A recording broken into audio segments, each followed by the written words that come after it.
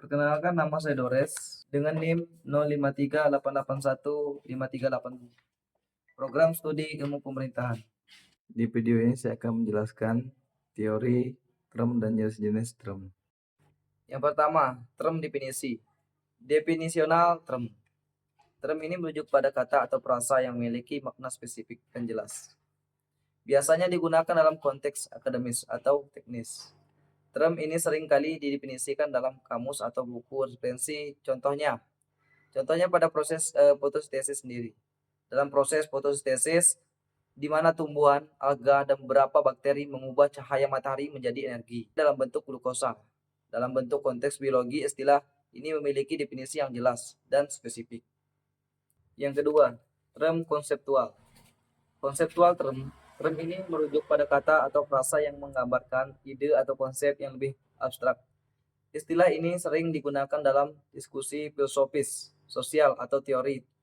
Contoh, keadilan atau istilah yang menggambarkan konsep moral dan etika tentang perlakuan yang adil dan setara terhadap individu dalam masyarakat. Keadilan dapat memiliki berbagai interpretasi tergantung pada konsep sosial dan budaya. Yang ketiga, term teknikal.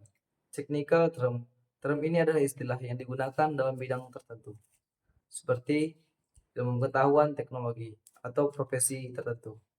Istilah ini seringkali tidak dipahami oleh masyarakat awam karena spesifik untuk bidang tersebut. Contohnya sendiri, algoritma adalah istilah yang digunakan dalam ilmu komputer untuk merujuk pada langkah-langkah sistematik yang diambil untuk menyelesaikan suatu masalah atau tugas. Dalam konteks program, algoritma adalah dasar dari pengembangan pemerangkat lunak. Yang kedua, pengertian sesat pikir. Sesat pikir adalah kekeliruan dalam penalaran, berupa perbuatan kesimpulan dengan langkah-langkah yang tidak sah, karena melanggar kaidah-kaidah logika maupun berupa pembicaraan yang bercorak, menyesatkan karena sengaja ataupun tidak disengaja, masukkan hal-hal yang membuat kesimpulan tidak sah. Apapun macam-macam sesat pikir adalah sebagai berikut. Yang pertama, sesat pikir formal. Sesat pikir formal adalah kekeliruan penalaran berdasarkan bentuk atau sering disebut sesat pikir menurut logika.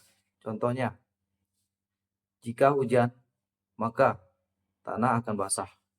Tanah basah oleh karena itu hujan. Sebenarnya tanah bisa basah karena alasan lain, seperti penyiraman. Yang kedua, sesat pikir verbal. Sesat pikir verbal adalah kekeliruan penalaran berdasarkan kata-kata, yakni bertalian dengan penggunaan, yang salah satu kemaknagandaan. Contohnya, semua orang berhak untuk hidup. Oleh karena itu, semua orang harus memiliki hak untuk membunuh, jika itu untuk mempertahankan hidup. Kata hidup digunakan dalam dua kata teks berbeda. C. Sesat pikir material. Sesat pikir material adalah kekeliruan penalaran berdasarkan isi, yaitu menyangkut kenyataan yang sengaja ataupun tidak disengaja disesatkan. Contohnya sendiri, saya bertemu dengan dua orang dari kota itu, dan mereka berdua sangat kasar. Jadi, semua orang dari kota itu pasti sangat kasar. Kesimpulannya, ini tidak valid karena hanya didasarkan pada dua orang. Sekian pembahasan materi dari saya. Terima kasih.